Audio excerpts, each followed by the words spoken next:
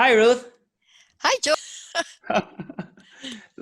Been a long time, 1 year. We haven't seen each Right, other. in New Orleans. New Orleans, and congratulations again for your last year's acceptance of the special contribution award from a distinguished contribution award from ISPI. And I was Yes, fortunate enough to present you with that award yes, as ISPI board member. yes. Thank you so much. And then I saw you in Denver a year or two ago at Yes. another event. So I'm glad we've kept in touch over the years. Yes, yes. The first time, if you remember, we met each other was in 2001. That was almost exactly 20 years ago in Minnesota. The Wow. Minnesota chapter. At that time, I was ISPI Minnesota chapter president. I was a kid. Basically, I was a kid. And then we had that event, and we thought, who we're going to invite for a national speaker event? That's a one-day event. If you remember, we held that event at Midway Hotel, Sheraton, between Minneapolis Yes, and St. Paul. And you came over and right. delivered a one-day workshop. It was a packed, the room was packed with people, with 120 some people. And that was a fabulous event. And that was 20 years ago. Wow. I didn't realize it had been so long. The older you get, the worse your memory gets too. I'm so glad to have you and so honored to have you on our show on the Training Masters series. And as one of your fans, diehard fans, I am one of your diehard fans, and I'm so honored to have the opportunity to interview. And on behalf of our learning development audience over here on the other side of the world. Well, first of all, for our audience, would you like, Ruth, would you like to introduce yourself a little bit? Tell us where you were born, grew up, and went to college, and what do you study, what your major, and what do you do now? Sure. So I was actually born in San Francisco, California, but my father was in the military. So every year we moved somewhere. I think over the time of childhood, I went to 12 different schools. So I didn't really have a lot of roots in one place because we were always moving. I was undergraduate and master's degree was in science, biology, and chemistry, which I think is the reason research has always interested me because I had a science background. And then I had worked for a while in a school district, and then I went back to get a doctorate in instructional technology, educational psychology. And then I worked at a utility for a while, which was a good organizational experience. And then I just decided I'd try to see what I could do by myself, to try some consulting. I thought, well, if it doesn't work, I can always go back and get a job somewhere. And but I liked it. I worked, and then mostly did seminars and did consulting, probably a lot similar to what you do, George. Great, great. Is that the company called the Clark Training? Yes, Clark Yeah. Training and Consulting. So now I'm pretty much retired though. So I only spend maybe 10% of my time working and mostly writing. Over the years, and you can remember this too, traveling used to be nice, not bad. But then Yes. it got worse and worse, and now it's even worse, and now it's non-existent. So I got tired of all the traveling. So I went to doing a lot of virtual things like we're doing now, and gradually now I'm kind of retired. Great, great. You're enjoying. And so how many years have you been in this field in total, can you ask? Oh gosh, well, way back I was in public education, taught school, so I don't count that. Mm-hmm, So I would say about 30 years, because prior to that I was in teaching school. mm-hmm, mm-hmm, mm-hmm, mm-hmm. Um, Ruth, I have so many books from you over the years. I just want to show our audiences, show our audience. This is the first edition, the second edition, of course. You have the third and fourth edition, and development technical training, evidence-based, and then you have a newer version, and the building expertise, and the new virtual classroom, and graphics for learning, and of course, except those, beside those in the big volumes, and then you have chapters here and there. So you have been in this field, and you have written, and many schools, many instructional design master's degree, PhD degree, that have used your books for textbooks. So you have been in the field for many, many years, and I have been following some of your work. You have a lot of great work there. And as I see it, that instructional system design, ISD, in front of there are like Ganet, there are Robert Maker, the late, he passed away about a month ago. Right. Then of course there are Dick and Carey and Smith and Reagan, they're all that. So, and then, so what your definition of ISD, and what's your ISD system? You probably have, as I see it, you have developed this whole system of ISD, and with some of the intentions in virtual and graphics and all of that. So what's your definition of ISD? And as I see it, you have translated some of I call it the Ganets and a lot of the dull and dry theories into very applicable principles and guidelines that can be used at organizations. So can you tell us something about that? Thank you. Well, thank you for that, George. Like you, when I was in college, I learned the traditional ISD process. And I always thought this is very good. It's a systematic process. We do the performance analysis, and if it's training, we do a job analysis, we write learning objectives. I mean, I thought that everything was good. However, I thought it was incomplete, particularly when you got to the development. There's that box, it says development. Well, then what do you do? So I thought, okay, we need to fill in some of the details. And we all have people that have inspired us, right? So for me, Dr. Dave Merrill, Dr. Dave Merrill. Do you know him? He had a theory of different types of content: facts, concept, process, procedures, and principles. And then Dr. Rich Mayer, who is doing a lot of research. How do we use graphics? How do we use words, etc.? And then Dr. John, oh yeah, very good. And then Dr. John Sweller.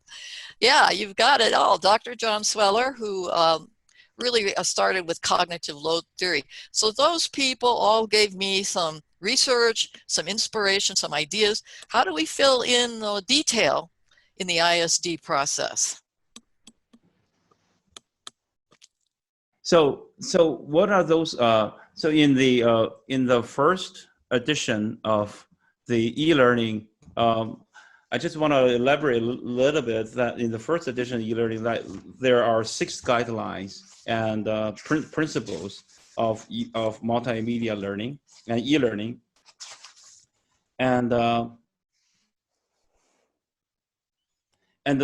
second edition there are 7 principles. It becomes 7 principles. So what are the change and why the change? I think particularly with those books, as you know, they are co-authored with Dr. Richard Mayer. Right. The research evolves, right? So Right. the research that we had, and now even in the 4th edition, there is newer research. Like in the beginning, we learned, for example, that if you have a complex graphic, it's a good idea to explain it with audio, brief audio. Mm-hmm. But then as the research evolved, we started to learn, okay, there are some boundary conditions under which we should do that. So as the research has evolved, they've gotten even more specific. Okay, we don't always want to use audio. Here's when we should use audio. So I think what you're seeing there is a good reflection of ongoing research, primarily done by Rich Mayer and the other research scientists throughout the world.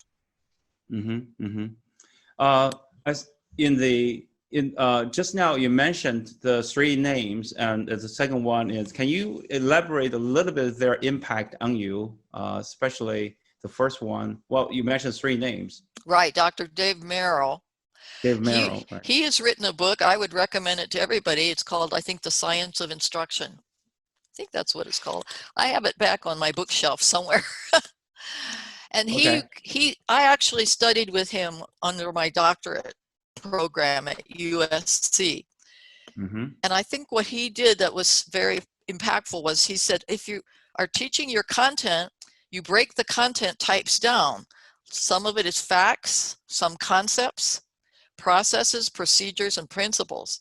And then for each of those content types, here are some instructional methods. Like if you have a concept, then you want to give a definition, and you want to give some examples, and you want to give categorization practice. So I think he really made a big step toward giving us more definition around development. And that was the basis for developing technical training. That was my first book. And then you also worked with Richard Mayer, right? Rich Mayer? Yes. So I used to go to the Educational Research Conference, the American Educational Research Association. They have a big conference every year. So I had read his work, but then I decided one day I went to his session. I wanted to see, is he a nice person? I can work with him or not. He was a very nice gentleman. So then I approached him and said, you know, you have good research, but it's in the technical journals, it's at the technical conferences, so the practitioners, they don't get this. So let's work together and create some things that are suitable for practitioners. So that's how we started that relationship, maybe 15 years ago. Right. Yeah. And then you co-authored couple of books together, right? Yeah, primarily e-learning and the science of instruction through, 4 editions. And then he asked me to write some chapters. Right now he's doing the 3rd edition, the Cambridge Handbook of Multimedia Learning. This is a great big huge book. This is the second edition, and maybe it's 5 or 6 or 7 years old. So now he's doing the 3rd edition. But these are really big, heavy, thick books. But I'm doing the chapter on e-learning. That's my current project with him. Who's the third person that you mentioned? The third person was Dr. John Sweller. He's Australian, and he really is the father of cognitive load theory. Cognitive load theory, yeah. So working with his colleagues, he's put out the idea, of different types of mental load, good and bad. And I think his work has had a huge influence on the field. Yeah, we wrote a book together too. It's called Efficiency in Learning. Okay. So far, how many books have you authored together? I mean, well, maybe 7 or 8 books, because some have more than one edition. Like the evidence-based training, it has a 3rd edition. So as the research keeps going on, you have to update it. And also, as you know, George, the technology is evolving, right? So as technology evolves, we have more capabilities of things we can do, in technology-based learning. Right. In one of the recent sessions or publications that you mentioned, there are 3 evidence-based meta principles for instruction, and those evidence-based has been used started almost from 10 years ago. If correct me if I'm wrong. That's used for the title of your books. And why do you switch to evidence-based, and what are those meta principles for instruction? Okay, so right now I'm writing this chapter on evidence-based e-learning. And I felt here, and I'd be interested to hear your experience in China, but here around this last March, and actually all over the world, I think it was quite a few billion children, not just children, all learners. Everybody. Yeah, they were thrown out of a classroom setting and into some kind of digital learning process. And here in the United States, that was a little chaotic, very chaotic. And so people now are doing studies, and you will see more on how these learners are now behind. Some say 4 months, 6 months, a year behind in their learning. And so, thinking about that, I wanted to write a chapter, because these teachers, by and large, they weren't given any help either. So suddenly, maybe they have Zoom. They were given Zoom, but nobody said, you have to use Zoom, or here's how you should use Zoom. So I thought, okay, right now we need to have even more simple, practical advice for teachers who at all levels to use technology more effectively for learning. So the principles, so I broke down into 3 things, and they go back to cognitive load. One is we need to manage mental load. So if you're watching a video, let's say it's a YouTube video even, and let's say, because I know this is true of my grandson, they gave him YouTube, and he's only 12, YouTube video that was maybe 30 or 40 minutes long. That is way too much for a child. So you have to manage the mental load. So that's one principle, and there's a lot of guidelines how to do that. Right. And then the second principle, which you and I know very well, we have to keep the learners engaged. They can't just sit there for 30 or 40 minutes passively listening to a lecture or watching a video. You have to keep them engaged on a regular basis. And there's a lot of guidelines that go along with that. Like for practice, simple practice exercise, or personalizing the instruction, Rich Mayer's personalization principle, some simple things they could do. And then the third one is feedback. So we know feedback is one of the top 10 evidence-based, most powerful instructional methods. However, 1/3 of all feedback actually depresses learning. And that's because the feedback is not, well done or effective. Or not motivational enough or motivated enough for the learner. That's right. That's right. And you bring up motivation. I think that has, until recently, been a pretty neglected area in research.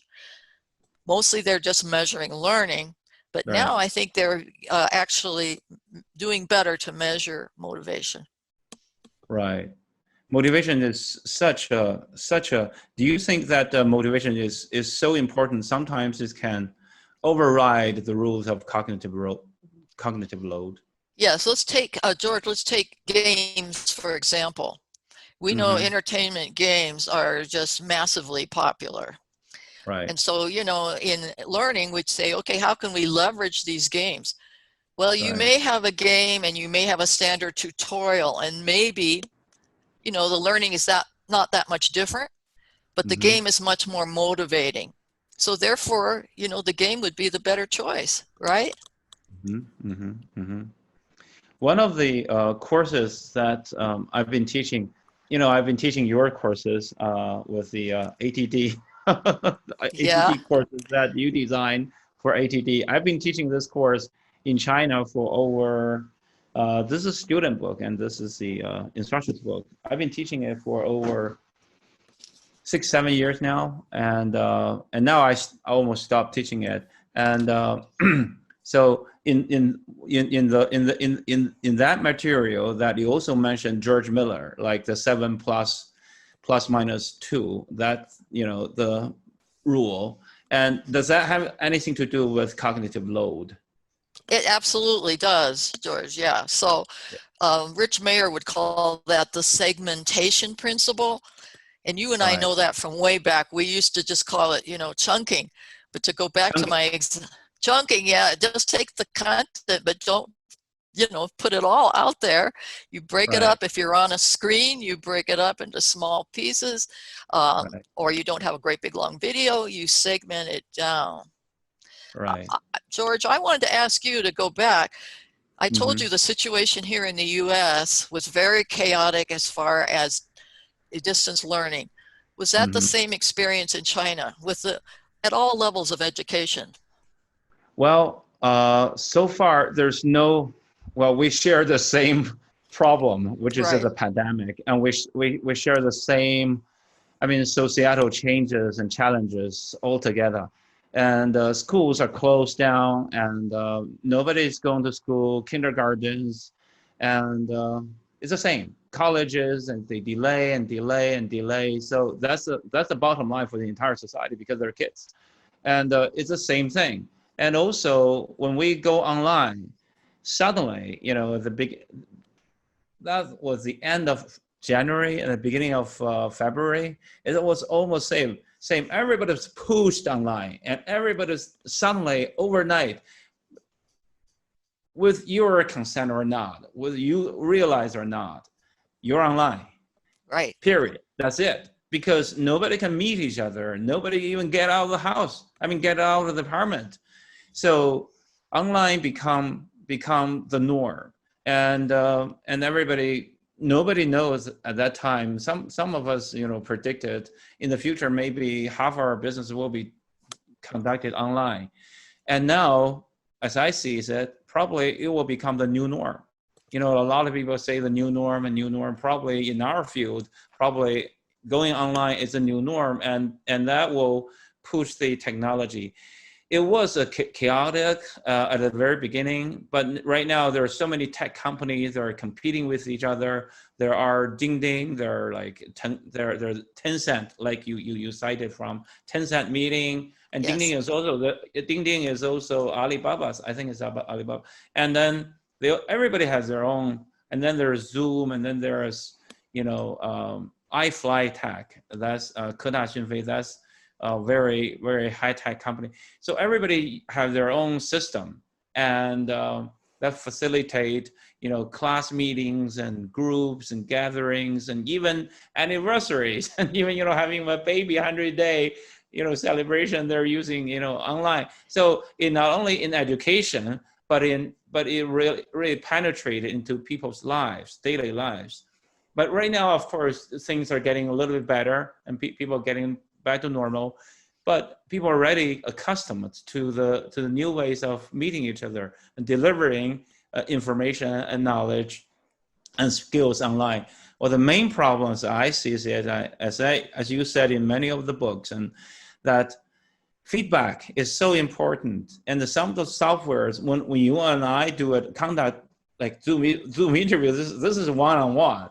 But when you, as instructor, it goes back to the instructor-centered, all the students around, and then everybody has, you can't see everybody's face, even though you can see everybody's face, but interactivity becomes a problem. And that's when the feedback system is so important. But right now, very few softwares or mechanism. There is even not a lot of study like scholars like yourself and others are doing in the United States, over here in China, conducting those studies. And how do we improve the effectiveness and efficiency of online education and online training? So similar. Yes, it sounds similar, but it also sounds, I think here we're going to have a large kind of backlash. I mean, you say going forward, and I agree, technology now is, like you and I, this is integrated more into our lives. But a lot of people had a very negative experience with online learning for a lot of reasons. They're in an apartment, the dad is trying to work, the mom is trying to work, the 3 little kids are trying to do something, and they're Right. all going like this. So I think here, there's going to be some backlash that they want their kids to go away to the school. Same here. Yeah. Same here. The kids are all at kindergarten are shut down, and kids had to stay home, and everybody's staying home, and that drives parents crazy. Yeah. And that they have a lot of TikTok short videos and shot, and they thought they're learning, and then they're not. But there are a lot of funny things, and then people make fun out of this situation. But yeah, it's hard. Yeah, well, we'll have to see what the future holds. And I hope that at least they'll be motivated to leverage online learning more effectively. I hope so. I hope so too.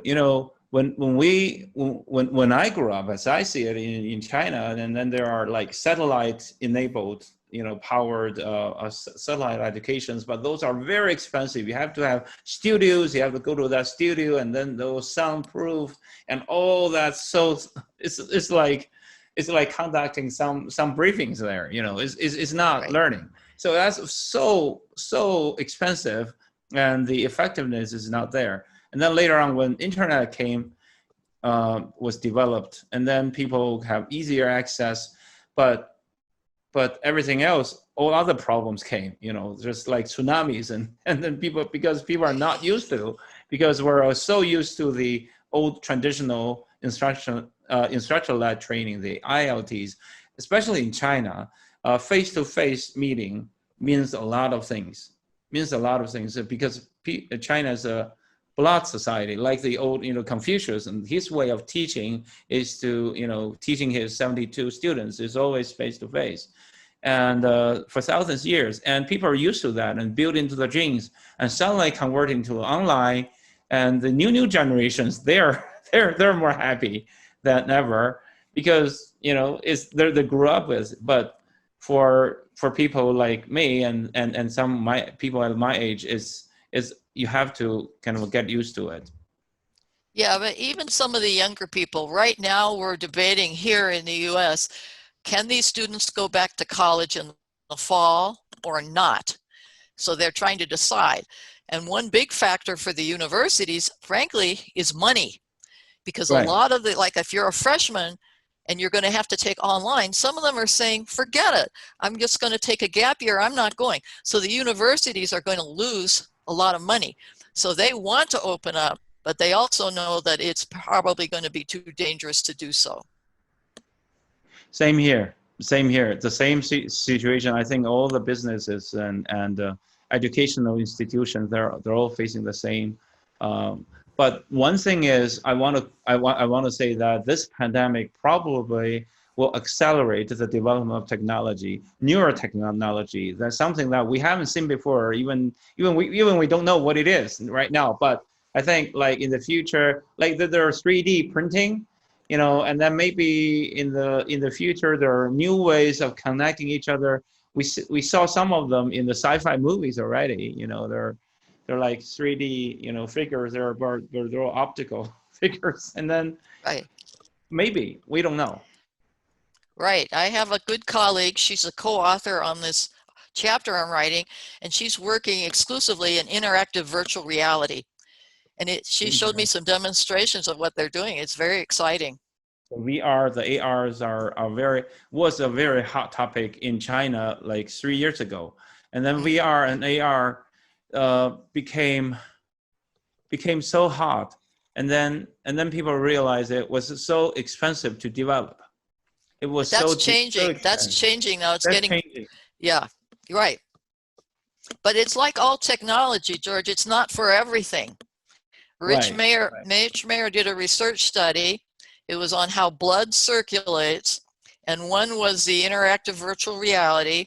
The other one was a slide presentation, and they learn better in the slide presentation, because in the interactive virtual reality, they're looking around and they're very distracted for that particular application. So we have to think about, when does it make sense to use some of these technologies? Right, media. Yes.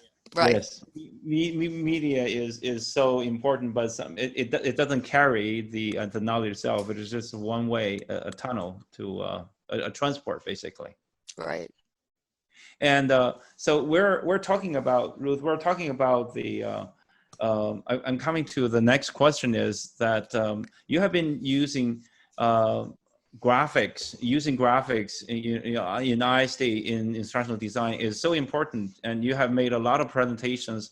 As I run into you a couple of sessions in Denver in 2012 at least, and then later on some other, maybe in Orlando and San Diego. So so tell us your view on using graphics. I mean, in one of your books, you said there are pumpkin slides, right? Right. I love that. Do you have pumpkins in China? We do, but a different cultural background. Yeah. Pumpkins. Yeah, well, I say that graphics are one of the most used and abused methods we have. So they have so much potential, but a lot of times that's lost. So what we know is people do, number one, people like graphics.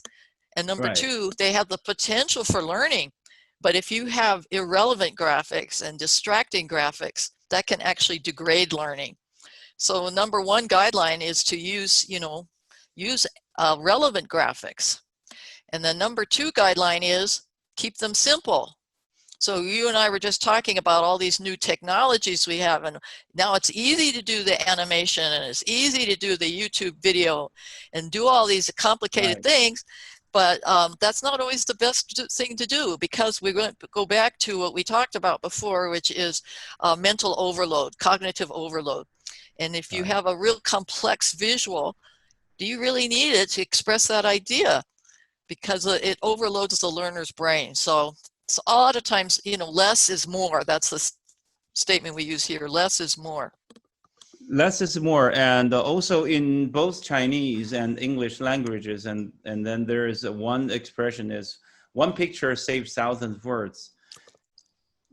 And then Right. I guess that's I guess the definition of that picture must meet the cognitive load guidelines. That's right. Yeah, the picture has to be relevant and support. And like I said, students like graphics. Rich Mayer did a study. I don't know if it was in China or it might have been Korea. I'm not sure. But they had 4 lessons, and they used the same text, but they had pictures that were, some of them were just pretty pictures, some of them were pumpkin slides, some of them were relevant, and then one had no pictures. The students really liked all of the examples with pictures, any kind of picture, even if it was not relevant. So students can't necessarily, you know, realize this is effective use, and that it can be distracting. They like it, but it's not necessarily the best thing for them. So what we need to do is to focus on the relevant and more simple kinds of visuals. That's kind of the bottom line to it. Right. Right. So keep it simple, and is that the KISS principle? Right. Yeah, that's right. Right? KISS principle. Keep it simple, and keep it simple, stupid, right? Yeah. Well, I don't do the stupid part. Just keep it simple. Right. Keep it simple. Okay. Yeah. Yeah. Yeah. Well, people just make fun out of it, and then added another S. But it's a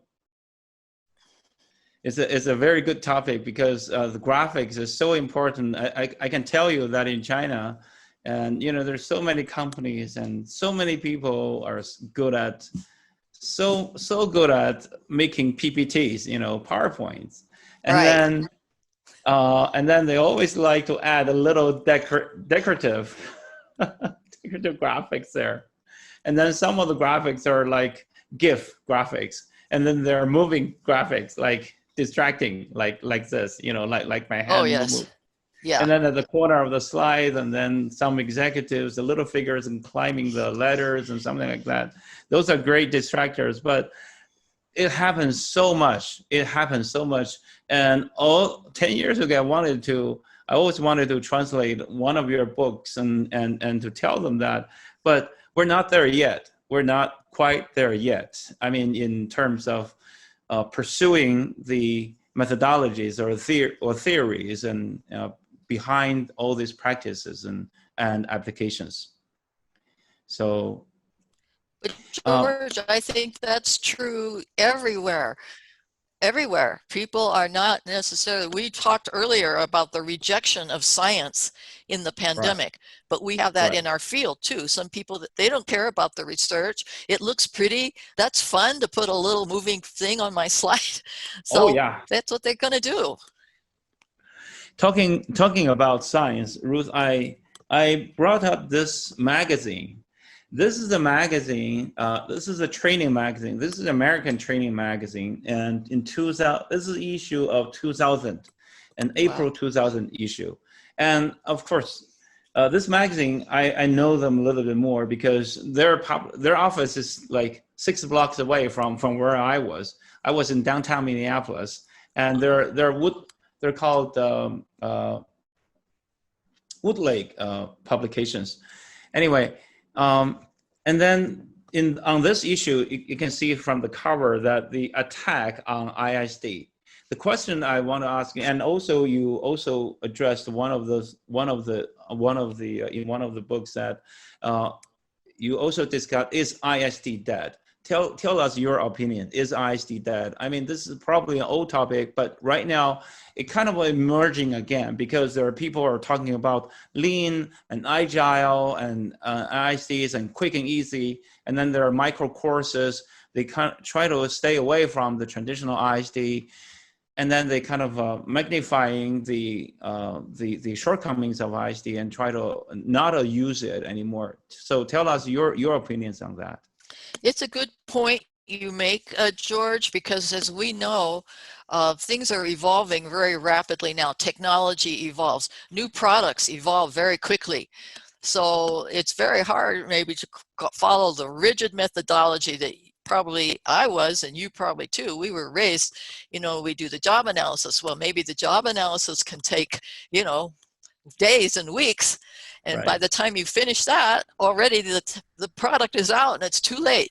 So we definitely, I think, have to speed things up. I think where ISD maybe is most important, there's certain kinds of skills and techniques. Let's take sales or communication or customer service. There's some very foundational kinds of principles there that aren't going to change overnight. Maybe the product changes. So I think we have to have room for both kinds of skills. Like product information, we can get that out very quickly. And with like a YouTube video, we can do it quickly. But other kinds of skills still are deserving, I think, of that more formalized process of ISD. So I don't think it's all or nothing. We have to decide, when is it appropriate? When do we want to just substitute with some other kind of information delivery that's not necessarily ISD? Ruth, do you have an impression of a number? How many schools in the United States are teaching ISD as a major at the undergraduate or master's degree or even doctoral level?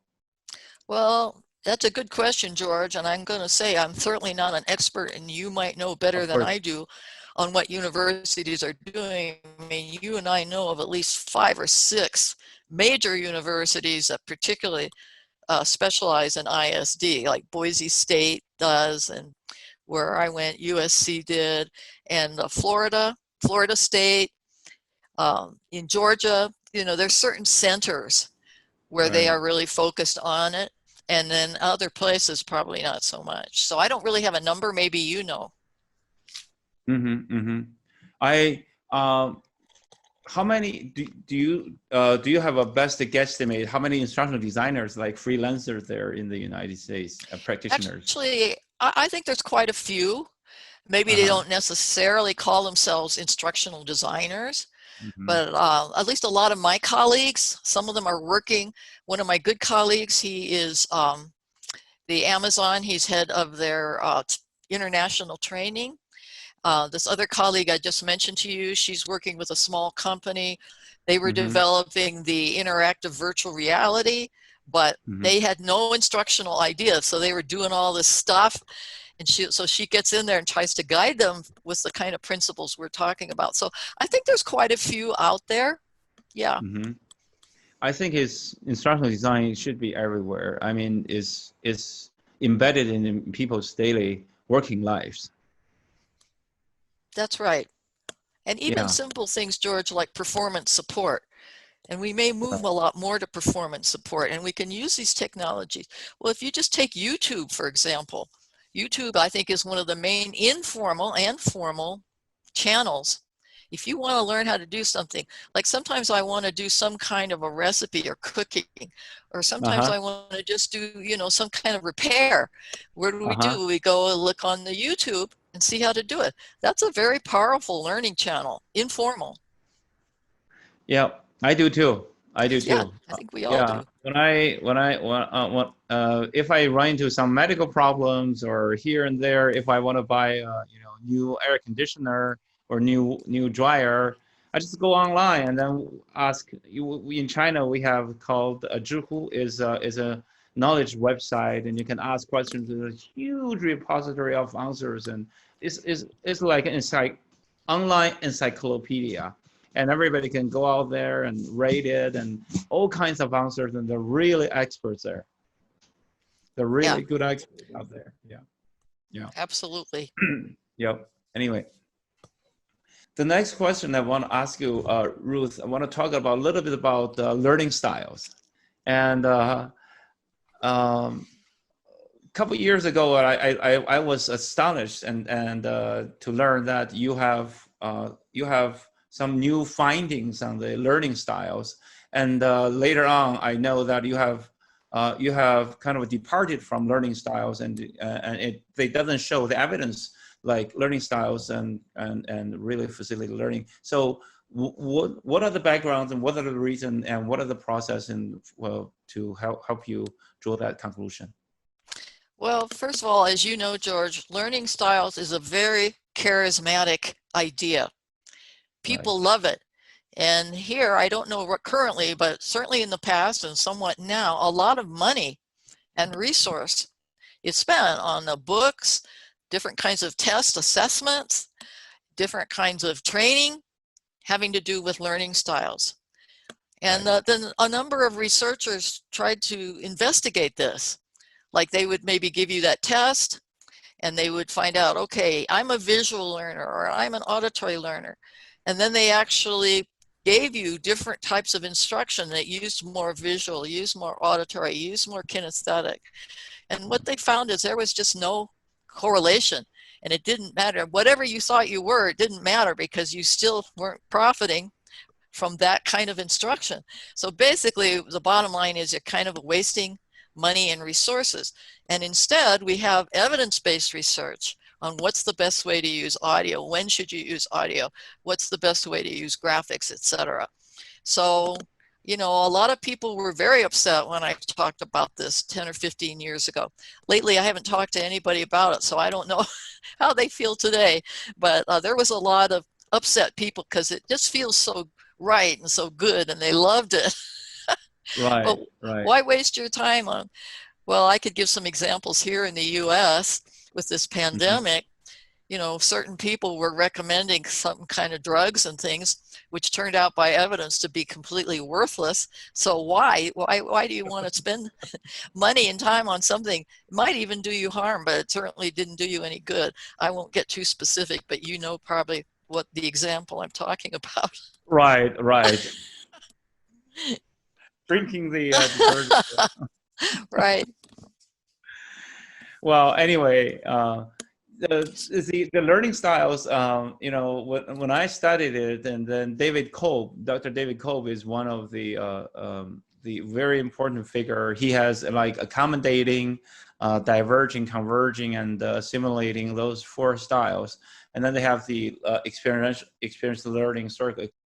So when you find out that learning style doesn't, you convert it from learning styles to evidence-based, does that have any influence on the David Cope learning styles?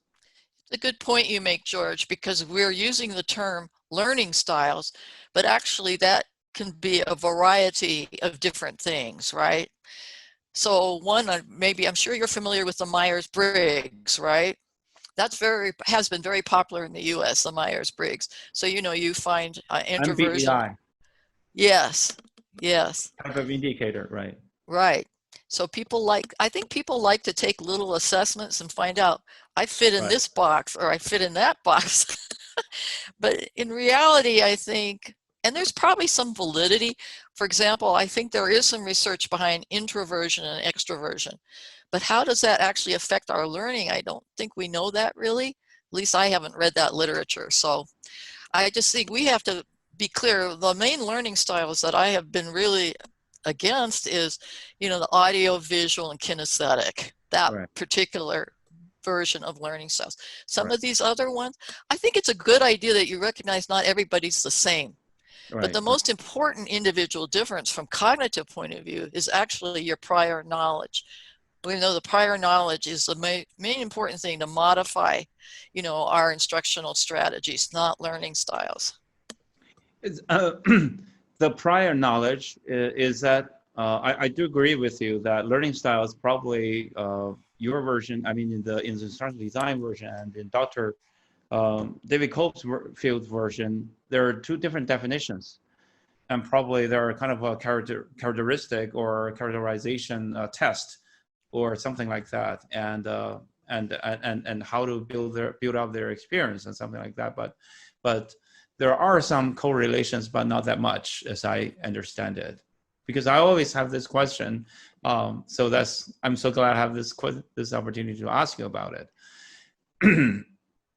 And also there's when I taught your course that you developed for, so I've been I'm so familiar with this course right now, and I can recall it chapter by chapter right now.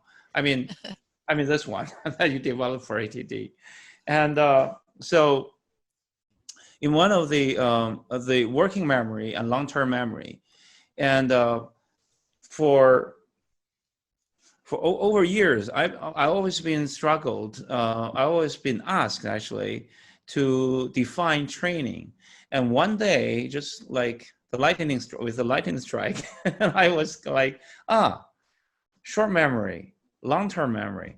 All we're doing by training is just one many ways of learning. You know, many ways to facilitate learning, and maybe the total mission of training is to convert short memory to long-term memory, so that in the future, you know, the students and go back to their organization, go back to their position, and they can retrieve from the long-term memory and apply it at their work. So correct me if I'm wrong. I kind of self-created this definition. I such simply kind of a generalization term is training is a process of converting from short-term memory to long-term memory. Am I right in saying that? I think that's a really good definition, George. Absolutely. So we know from the environment we get words, sounds, visuals come into our memory. Then the working memory processes it, hopefully to be stored in long-term memory. And just like you said, it's very important that we can retrieve that at a later point. And sometimes, you know, we're going to bypass memory, like you and I were talking about YouTube.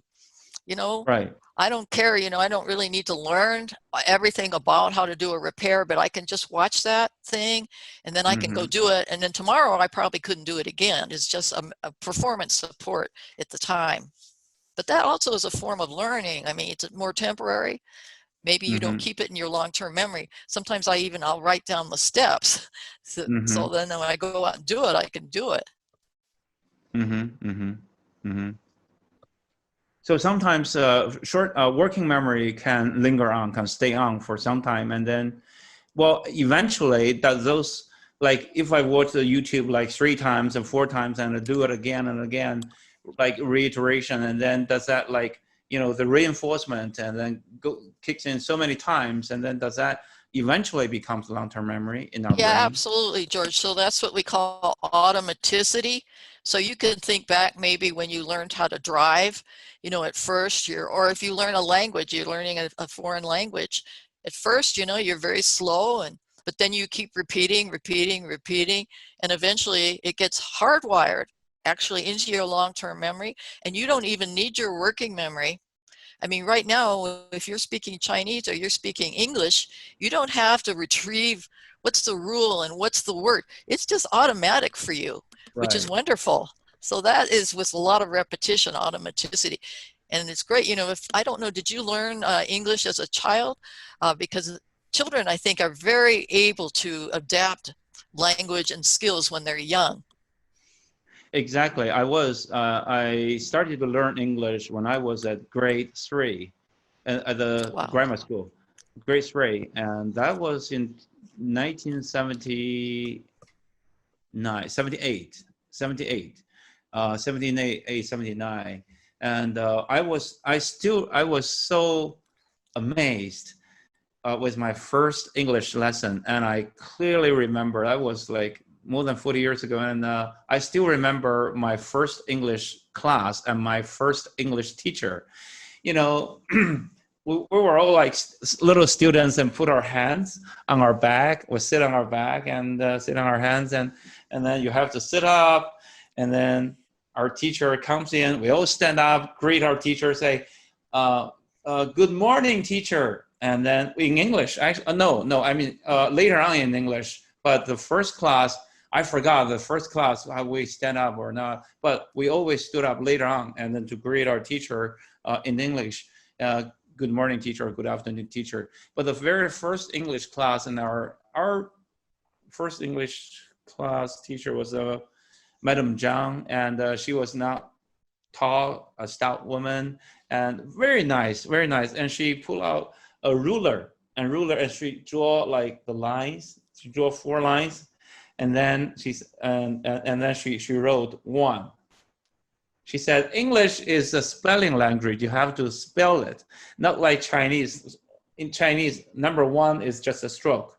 In Arabic, it's just a strike 2. But in Chinese, it's just one stroke. That's 1. But in English, you have to write O-N-E, beautiful handwriting on the blackboard. And that was my first English lesson. And later on, I was fortunate enough to enroll myself to get into English department at the university. So, and I guess that's because of the years of training. And you were right. You were right that at schools, at university, as an English major, we were asked by our teachers, read English and loud and loud and louder, and then dream at nighttime. Dream English, and when you say when you talk in your dreams, and then speak English. So we were sometimes, and then our teacher said, our professor said, when you can dream English, you're entering a new stage.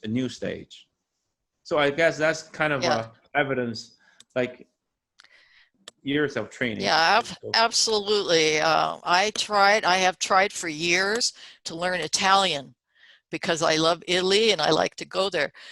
But what I have learned, and in fact, I was supposed to go this year, but of course, none of us went anywhere this year.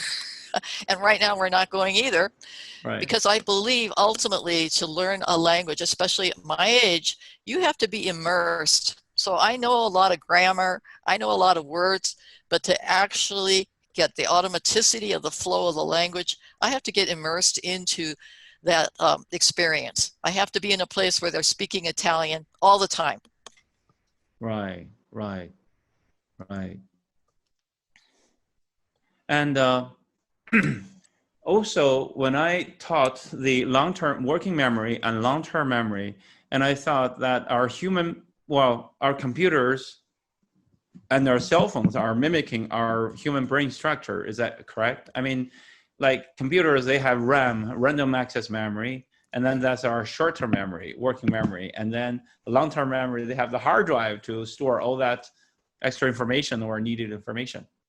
Yeah, I think, George, historically, the computer mechanism actually drove this theory of working memory and long-term memory. I think that was one factor. These were the real cognitive, researchers. I think they used it as an analogy, and it drove their own mental model of working memory and long-term memory. So it's an interesting relationship. Right. And when we reinforce the long-term memories and then put it in the back, and then when we use it, when we retrieve those long-term memories, and sometimes it's just automatic. And so do we still call them knowledge or just information in your view? When we retrieve those knowledge, I think if you can retrieve and then you're making use of it, I would say that's knowledge. Now, information is like, oh, I don't know, so I look it up on Google or I look it up somewhere, then I get information. But it hasn't necessarily really gotten into my long-term memory.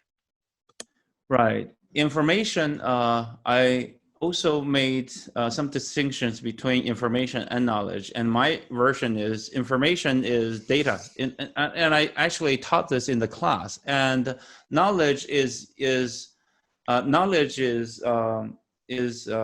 something that is information that can be converted into long-term memory and meaningful, or significant long-term memory. Those are knowledge. is that definition correct or?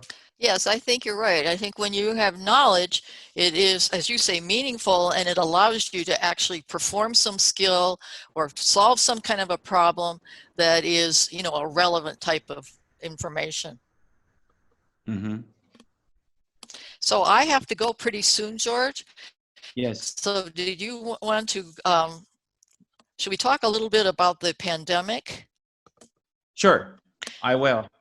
Let's do that. Okay. And yep. So I know like you, like all of us, it's been a huge impact on all of our Right. lives. But I've tried to think about it particularly, and we've talked about some of this before, particularly from the viewpoint of our field, which is, you know, Right. performance improvement, learning, and what was the impact of this. And as I mentioned to you earlier, I think here we had a very chaotic experience, and you said that was somewhat true in China as well. And so from a performance improvement perspective, let's reflect back, because I think here we may very well continue, and maybe in China as well, with some Mm-hmm. forms of this kind of learning. And Mm-hmm. so I try to think of all, there were technical issues. Number one, a lot of the kids maybe didn't have a computer. So the school districts, they went and bought a lot of Chromebooks, or maybe they were donated those Chromebooks. They passed them out. But Mm-hmm. still, some of them didn't really have a good internet. And even if they had a good internet, maybe, as we talked earlier, there's a lot of distractions in the home. So especially for the younger kids, they did not have the right environment or technology. Then there Right. were policy issues, and I don't know, you can comment on China. Both my daughters are public education teachers. So Mm-hmm. number one, they told them, okay, you don't have to take attendance. Maybe they're doing a Zoom session, but they don't Mm-hmm. necessarily require that the kids show up. So, you Mm-hmm. know, especially younger kids, if you're not required to be there, you're probably Right. not going to be there. And number Right. two, and I think in a way this was fair, you will not Mm-hmm. give a grade any lower than what they had, you know, when they were in the physical classroom. So really, all that incentive of rewards and motivation, it was all gone, even to show up. Was that true Right. in China as well? Somewhere it's true. Somewhere it's not. And some of the classes there they are. Well, first of all, the reward system is different, you know. And some of those teachers are encouraged to have their classes, and some of the teachers that, you know, in the high school, in the public system is okay because they have the salaries and it's all from the government budget. But some of the private schools and the private kindergartens, they run into problems because the teachers, if the kids do not go to school, go to kindergarten, they don't have the business.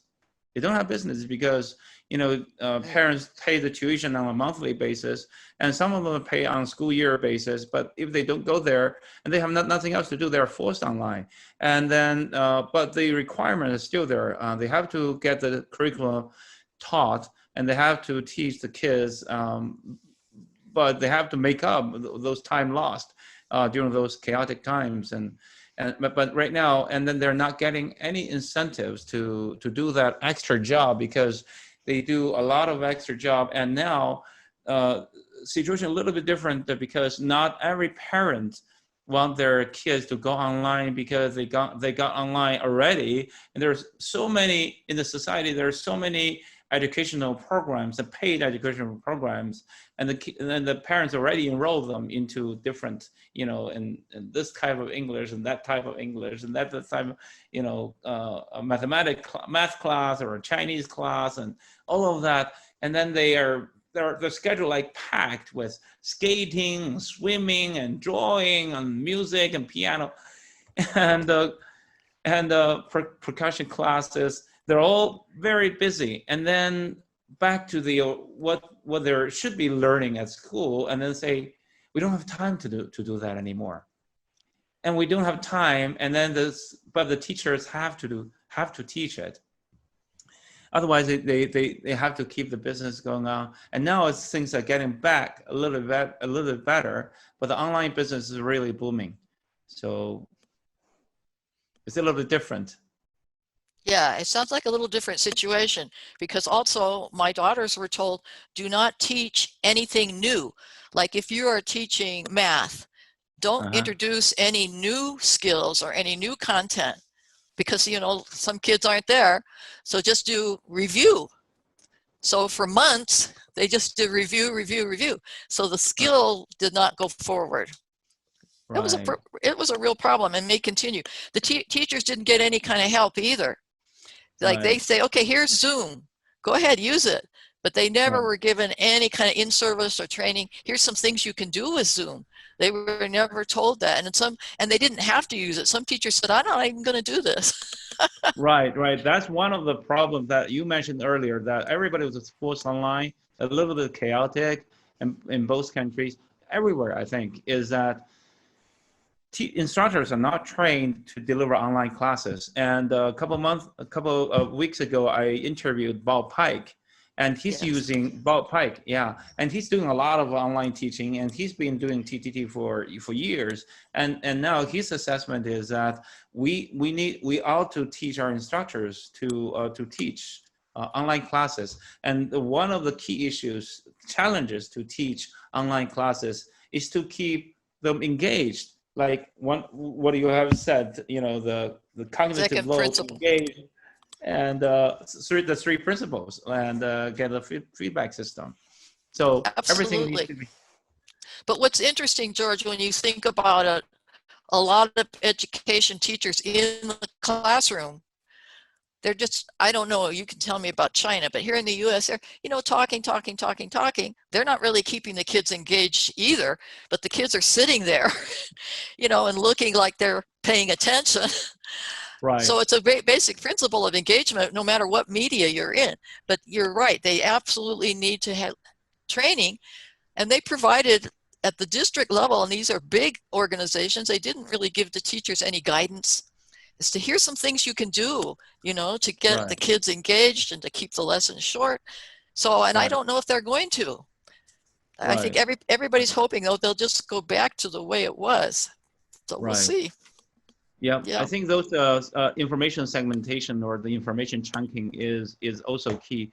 But the instructors do need to be trained to get used to online delivery. Yeah, Online absolutely. delivery. And also the children didn't get really any support. You know, you're familiar with the idea of metacognitive skills. Right, So these children in the classroom, you have a lot of structure. The teacher right, says, now you're doing this, now you do it. Okay, let's see your answers. Very structured. Online, a lot of times it was asynchronous because right, not everybody could be on the computer at the same time. So the kids had to have their own self-discipline. You right, know, now I need to go and look at this assignment and I need to do it. You know, there's nobody right here watching me. And they were lacking right. that, and they didn't get any kind of metacognitive support. So in the end, I think a lot of outcomes were not so good. But it could be Well, I fixed. think It could be remedied, George. It could be remedied going forward. I'm not real optimistic about here, but I hope for the right. best. Keep our fingers crossed. I think it's the same everywhere. I mean, remedies meaning like we haven't done things first time right, and then we have to make it up. But I mean, the cost is probably times over the first. I mean, the first time if it done it right, you know. So Yeah, probably and the cost will be much higher. I appreciate that they didn't have a lot of time to do anything, and it was unexpected. But now, you know, now we've had some time. Now we should be working on laying the infrastructure of good online instruction. I don't know if they are. We'll see. Right, right. Ruth, there's a new book. I know there's a new book coming out, and this is the earlier edition, the evidence-based training methods. And I Right. know you have the here we go. Third I have edition. yeah, the third. You have the third edition, and I have the First. first edition. Yep, the Yeah. first edition. Right. Hmm. And tell us a little bit more about this book. What is focused on, and what other books are you working on? Well, the main goal here, even on the one you have, is, Right. as I said before, these research scientists in our field, they are Right. publishing technical papers. They're going to the technical conferences. So I wanted to say how practitioners aren't going to read all that research and they're not going to go to those conferences. So let's try to translate. Let's try to Right. translate the basic principles into with examples and actionable items that they can Right. actually do. So Right. that was the goal of this book. So the main difference from like the one you have and the new one, number one, I tried to follow my own advice and make the chapters shorter. People Uh-huh. don't, if they're practitioners, they don't want to read long thing. Make it Right. shorter, include examples. And of course, the research now is evolved from the version you have. So update that research. For example, games. Games got a lot of interest, first of all, commercially, entertainment games, probably in China as well. But then Mm-hmm. educators said, okay, let's use them for learning. And then after that, the researchers said, let's see, if games actually work. So in this one, I don't think it's in yours, but there is like a chapter on games, only because now there is some research on games, which wasn't there at the time that I Right. wrote that. So I also, because of more research, I added 3 new chapters. One was on motivation. You and I talked about it Mm-hmm. previously. One was on motivation. One was on animations. So we've learned a lot more, about animations and when to use them and how to use them and that kind of thing. Right. And then there was one on, as I mentioned, games, which is a new chapter. It might have been in the 2nd edition, but now it's more expanded because there's quite a bit of research now on Mm-hmm. games. So Right. that's what this one is. And maybe if I still have some energy, 2 or 3 years, we need to write another edition of this. Yeah. I surely hope so because the pandemic really creates a lot of new challenges and new ways of doing things, new ways of delivering, education and the training classes online. And there are, as I mentioned before, that there must be new technologies and new ways of doing things, but they won't depart from the methodologies or principles or theories behind it. But there You're are application absolutely right. That's right, because our brains fundamentally aren't going to change that much. The working memory and the long-term memory, no matter how much technology you have, you still have to accommodate the human brain. Right, right. As a second to the last question, if you, we all know that you have been a guru in this field and somebody that we all look up to. But if you had the chance to start all over again professionally, what would you have done differently? Well, it's a really good question, George, and we all can think back and reflect on, okay, here's the decisions I made. And what I've concluded in my older age is that life is trade-offs.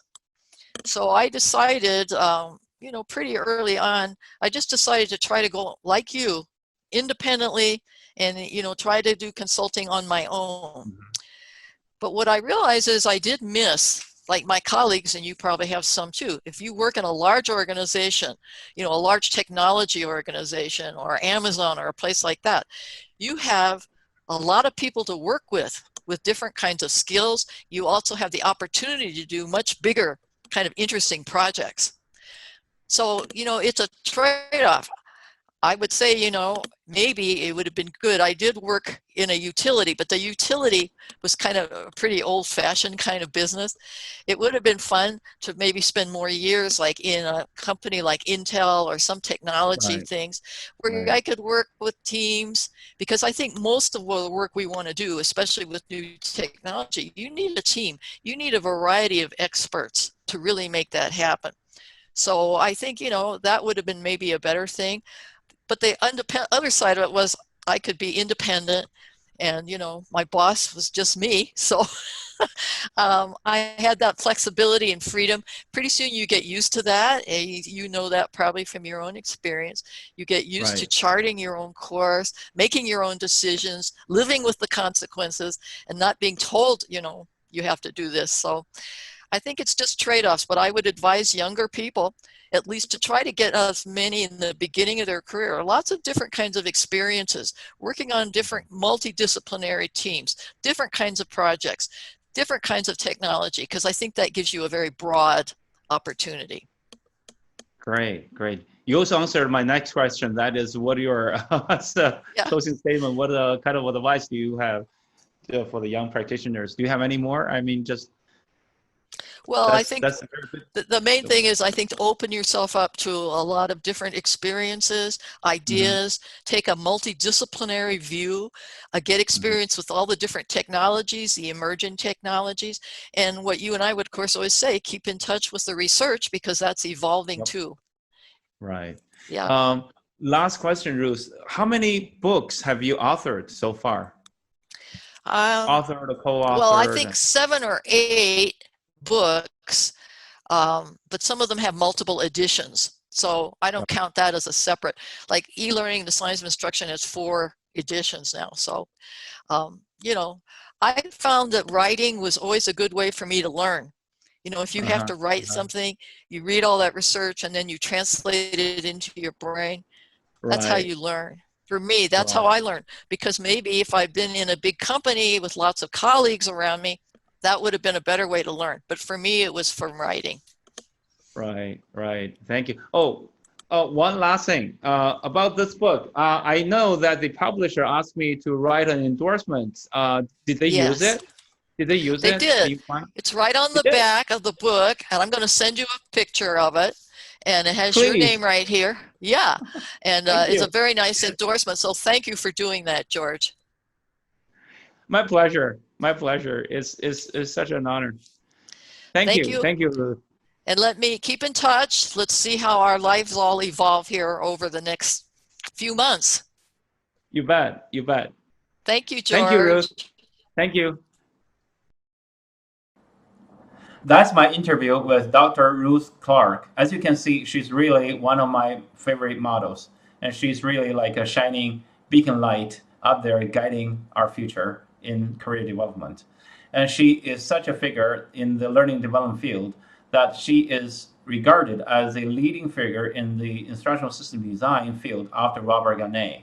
And her major role, her contribution is really on translating. She's a Greek translator. She translated the so-called, so on and so forth, quote unquote, dull and dry instructional system design theories, methodologies, and models, and the theories into very applicable guidelines and principles and tools and formats and formulas. So she is such a great translator, and she's such a likable person as well. Thank you, Ruth, for your contribution, and thank you for leading us for the past several decades. Next week, we're going to have the honor to have the honorary Elliot Macy on our show. Elliot Macy is such a powerful figure in the learning development field in the United States and throughout the world. His footprints is all over the world. And even during the pandemic, he's non-stoppable. His contribution to the learning development field globally is to accelerate. He is one of the collective founders of the term e-learning, and he personally accelerated the transformation from the traditional classroom-based training into online learning. And also, he also revolutionized the word E in the term e-learning. So next week, let's hear what Elliot has to say. Thank you, and see you next Wednesday.